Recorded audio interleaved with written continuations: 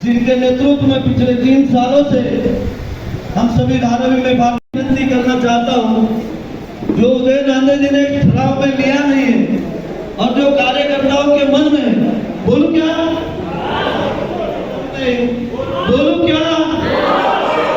राजेश भाई जिला अध्यक्ष जी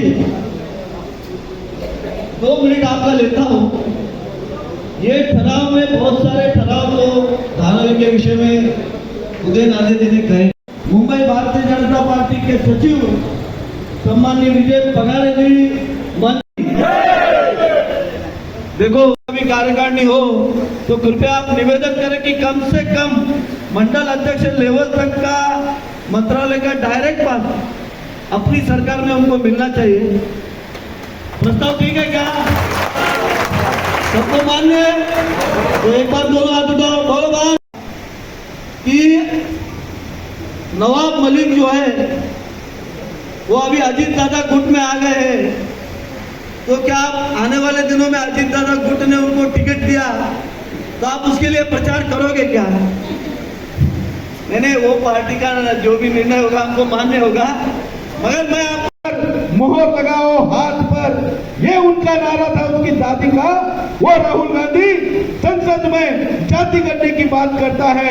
अरे कभी इंसानियत की बात करो, इंसान धर्म की बात करो, इंसानियत की बात तो छोड़ो, आपस में फूट डालने का काम ये राहुल गांधी ने पिछले 2019 के चुनाव में भी उन्होंने किया था और 2024 आते आते भयंकर एक विकराल रूप उन्होंने लेने का प्रयास किया था। जैसे हमारे मित्र और मेरे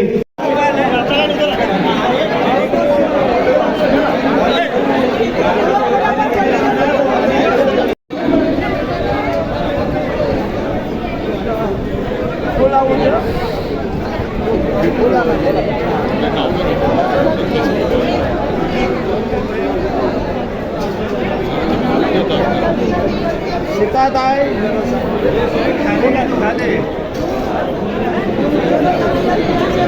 राष्ट्रीय कार्यकारिणी होने के बाद महाराष्ट्र की कार्यकारिणी हुई, जिला की कार्यकारिणी हुई और जिला में 6 विधानसभा में 3 विधानसभा में अब तक कार्यकारिणी विस्तार की कार्यकारिणी होगी। आज धारावी की हुई, इसमें केंद्र में नरेंद्र मोदी जी की तीसरी बार सरकार हुई, उसका अभिनंदन का ठहराव हुआ। ये महाराष्ट्र की महायुति के अभिनंदन का ठहराव हुआ और धारावी में विशेष रूप से हमारे पूरे टीम ने धारावी के बारे में कुछ ठहराव यहाँ पे रखे और बहुत ही अच्छी तरह से भारी संख्या में आज ये कार्यकारिणी हुई है। इसमें काफी आने वाले समय में हमारे कार्यकर्ताओं ने किस तरह से आने वाले चुनाव में कैसे काम करना है और जो फेक नैरेटिव कांग्रेस और जो इनकी इंडिया आघाड़ी कर रही है, जाति पाति की ऊंची राजनीति कर रही है, तो उसके खिलाफ में घर घर जाकर लोगों तक जाकर हमारे जो अल्पसंख्यक भाई है या हमारे अनुसूचित जाति जमाती के लोग हैं, उनके साथ संपर्क करके जो फेक नैरेटिव रहा है उसको उजागर करना और कैसे इन्होंने झूठ बोलकर जो खटाखट वाला जो झूठ है वो तो पूरे देश ने देखा है। अब कांग्रेस की ये बात रही है कि झूठ बोलो, अपनी रोटी सीखो, बाद में प्रिंटिंग मिस्टेक भी होता है और बाद में चुनाव होने के बाद सब कुछ भूल जाती है। जी बिल्कुल मिलेगा।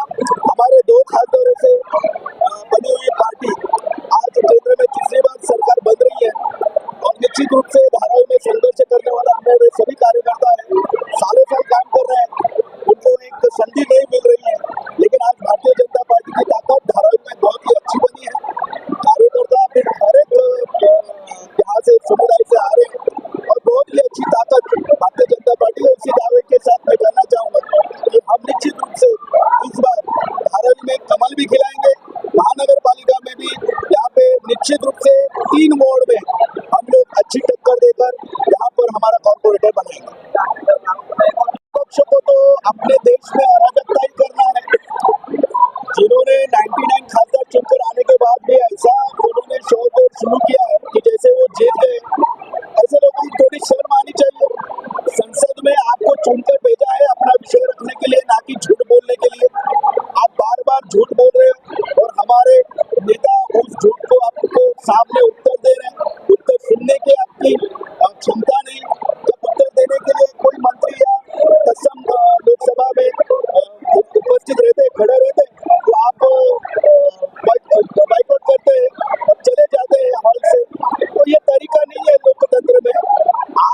झूठ नेगेटिव देश की जनता समझ चुकी है और इसके आगे आपने हाई पिच पर जाकर झूठ बोला था। अभी जनता बेवकूफ नहीं बनेगी आपके इस झूठ को। जनता आपको बराबर आने वाले चुनाव में उत्तर देगी। केंद्र में भी आपकी सरकार ने बांग्लादेश से लगातार वीडियो आ रहा है, हिंदुओं पर अत्याचार वहाँ पे किया जा रहा है। क्या आपकी सरकार को से कुछ वहाँ पे कुछ कदम उठाए जाएंगे? हमारे फॉरेन अफेयर्स मिनिस्टर जी ने बात की है, वहाँ के जो राष्ट्राध्यक्ष हुए उनसे भी बात की है। उन्होंने तुरंत हिंदुओं के ऊपर जो हमले हो रहे हैं वो रुकने चाहिए, या फिर मैं इस्तीफा दूंगा। इतनी बड़ी बात अगर कोई राष्ट्राध्यक्ष कहता है तो इसका मतलब ये है हमारा दबाव तंत्र, हमारी कूटनीति ये पूरा काम कर रही है।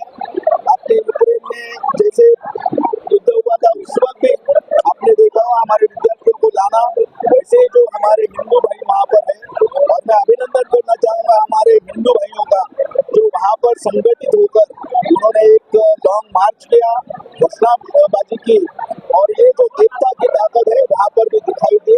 आने वाले समय में हमारे फॉरेन मिनिस्टर और हमारी सरकार निश्चित रूप पर इस विषय को गंभीरता से तो ले रही है, लेकिन वहाँ के हमारे हिंदू लोग कैसे सुरक्षित रहे इसकी भी चिंता करेंगे। वक्त बढ़ने पर आप सही केंद्र सरकार क्या कर रही है वो आपके ध्यान में आएगा। इस कार्यकारिणी जिस तरह से आज हुई है, ये सामने वाले को हमारा संदेश है, जो विरोधी पार्टी है, कि आप सुन लो कि आगे क्या होने वाला है। धारावी में जो कमल खिलने वाला इसकी तैयारी हो चुकी है। आप कितना भी आग बबल कर लो, कितना भी विरोध कर लो, कितने भी नेरेटिव आप फैलाओ, इससे कुछ होने वाला नहीं, क्योंकि धारावी का सभी हिंदू भाई आज जागरूक हो चुका है। इस कार्यकारिणी से उनको आज अच्छा मैसेज दिया है कि धारावी में कमल खिल के रहेगा, और कार्यकर्ता आज जिस जोश से काम कर रहे हैं, चाहे जो हमारा बूथ प्रमुख हो या शक्ति केंद्र प्रमुख हो, वो पूरी तरह से हर अपने वोट में जाके, अपने घर में जाके काम कर रहे हैं, अपने गली में जाके काम कर रहे हैं, अपने मोहल्ले में जाके एक अच्छा सा वातावरण आज पार्टी का रेडी हो चुका है। सामने वाली पार्टी इतनी डर गई है कि उन्होंने आज अपने ही पारिवारिक लोगों को यहाँ लाना चालू किया है। जैसे एकनाथ जी गायकवाड़ यहाँ थे, उनकी बेटी वर्षा गायकवाड़ यहाँ थी आई, आज वो जाने के बाद उनकी बहन, जैसे लाडली बहन का योजना आज हमारी सरकार ने लाई है, और लाडली बहन की योजना का आज वो बेनिफिट ले रहे हैं। ये बहुत बड़े अफसोस की बात है, लेकिन जनता अभी धारावी की मूर्ख नहीं है। वो अभी भी वो धारावी के जनता को मूर्ख समझ रहे हैं कि मेरी बहन आएगी और ये चुनाव जीत जाएगी। ऐसा कुछ होने वाला नहीं। आने वाले विधानसभा में धारावी में महायुति का कमल खिलेगा, और ये कॉरपोरेशन जो होने वाली है 2025 में, इसमें धारावी के 3 नगर सेवक हमारे होंगे और हमारे 3 वार्ड में कमल खिलेगा। इतनी सी बात कही मैं अपनी विद्यार्थी को धन्यवाद। जी क्या कहना चाहेंगे? आज बीजेपी की मंडल विस्तारित कार्यकारिणी बैठक हुई, क्या कुछ चर्चा, क्या कुछ अपन मुद्दों पर बात किया? नहीं, ये आज कुछ भारतीय जनता पार्टी में नया नहीं हुआ है। ये हमारी पार्टी में लगातार वर्षों से चलती आ रही प्रथा है। फिर हमारी राष्ट्रीय कार्यकारिणी होती है, फिर अनेक प्रदेशों की कार्यकारिणी होती है, फिर प्रदेशों के होने के बाद मुंबई शहर की हुई, फिर जिला की हुई, और उसी कड़ी में आज अपने धारावी विधानसभा की एक विस्तारित कार्यकारिणी बुलाई, जिसमें हम सभी धारावी के जितने हमारे कार्यकर्ता हैं, फिर वो बूथ प्रमुख से लेकर शक्ति केंद्र प्रमुख से लेकर वार्ड के सभी सक्रिय कार्यकर्ता को यहाँ पर बुलाया था, और उनको ऊर्जा देने का काम आज इस कार्यकारिणी में भारतीय जनता पार्टी के जो नेता आए थे, उन्होंने एक धारावी के कार्यकर्ताओं को एक नई ऊर्जा, यहाँ से एक नई ऊर्जा लेकर जाकर जो आने वाला विधानसभा का चुनाव है, जैसे लोकसभा चुनाव में अनेक फेक नैरेटिव करके कांग्रेस, राष्ट्रवादी कांग्रेस, शरद पवार और उद्धव ठाकरे जी की शिवसेना, जो महाराष्ट्र में पहले हम 42 पे थे और वो 4-5 पे थे, मगर ये फेक नैरेटिव की वजह से हम 17 पे आए, वो 31 पे आए। मगर आप देख लीजिए, वो 31 पे आने के बाद आज महाराष्ट्र में जातिवादी दंगल भड़काने का काम जो आदरणीय मोदी जी के नेतृत्व में देश में रुका था और आदरणीय देवेंद्र जी के नेतृत्व में महाराष्ट्र में रुका था, मगर कहीं न कहीं इनके 31 खासदार आने के बाद महाराष्ट्र में जातिवादी दंगा भड़काने का पाप फिर उरण में हुआ, धारावी में हुआ, मुंबई के अनेक परिसरों में इनका प्रयास चल रहा है। देखो, इनकी राजनीतिक दुकान जाति पाति के आधार पर चलती है और सदियों से चलती आ रही थी, मगर कहीं न कहीं महाराष्ट्र में देवेंद्र जी ने उस पर रोक लगाई और देश के महाविकास पुरुष आदरणीय नरेंद्र मोदी जी ने रोक लगाई। कहीं न कहीं ये फेक नैरेटिव से जो 31 खासदार चुनकर महाराष्ट्र से दिल्ली गए, मगर महाराष्ट्र की जनता दुखी है। जैसे हमारे जिला की जनता दुखी है कि उनके बीच का एक सामान्य खासदार जो जनता से मिलता था, कार्यकर्ताओं से मिलता था, उनके दुख दर्द में शामिल होता था, कम से कम उनके फोन से फोन लगाकर अधिकारी को डांटता था, ऐसे खासदार का पराजय इस जिला में हुआ। उसका दुख पूरे जिला को है, क्योंकि जो खासदार चुन कर गया वो ना लोगों से मिलता है, न कार्यकर्ताओं से मिलता है। हमारे कार्यकर्ता तो छोड़ दो, वो उबाटा के जो कार्यकर्ता है बेचारे, जो शाखा प्रमुख है, उप विभाग प्रमुख है, विभाग प्रमुख है, उनसे भी मिलने का काम वो नहीं कर रहा है।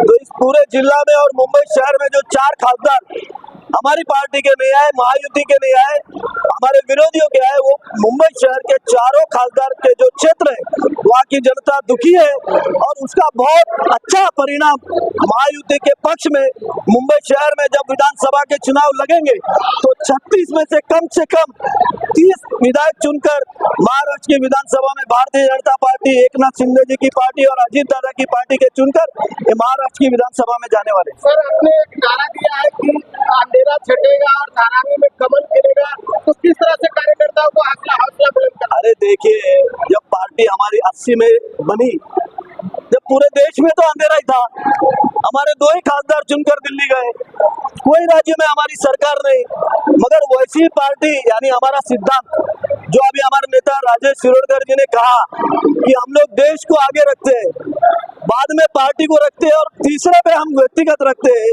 मगर हमारे विरोधियों को आप अगर देखोगे तो पहले मेरा क्या, उसके बाद मेरी पार्टी का क्या, और देश तो एक खड्डे में डालना चाहते हैं।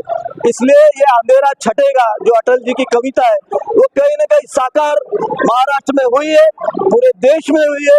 और जो अभी लोकसभा चुनाव में थोड़ा सा मार्जिन से हमारे, देखिए मुंबई शहर में भी मुंबई शहर की जनता ने 26 लाख वोट हमको दिए और इन महाविकास आघाड़ी और पाखंडी लोगों को 24 लाख वोट दिए, यानी 2 लाख वोट कहीं न कहीं मुंबई शहर में भारतीय जनता पार्टी, एकनाथ शिंदे जी की पार्टी और अजीत दादा के नेतृत्व में राष्ट्रवादी कांग्रेस पार्टी को मुंबई शहर में कम से कम मुंबई शहर के लोगों ने इनके मुकाबले 2 लाख वोट हमको ज्यादा दिए।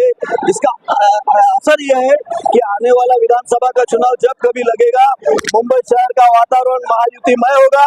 और मैं आपको दावे के साथ आज इस कार्यकारिणी के सक्षम होने के उपलक्ष्य में ये कह दूं कि जिस तरीके से पूरे देश में कहीं न कहीं अंधेरा था मगर कमल खिला, वैसे ही आने वाले दिनों में जब कभी मुंबई महानगर पालिका के चुनाव लगेंगे तो धारावी में भी अंधेरा छटेगा और एक कमल खिलेगा। और भारतीय जनता पार्टी का नगर सेवक आने के बाद ये धारावी का विकास का काम जो रोकने का पाप वर्षा गायकवाड़ और गायकवाड़ फैमिली ने किया है, उसके पाप का खात्मा होगा और भारतीय जनता पार्टी का कार्यकर्ता धारावी के विकास पर काम करेगा। Thank you.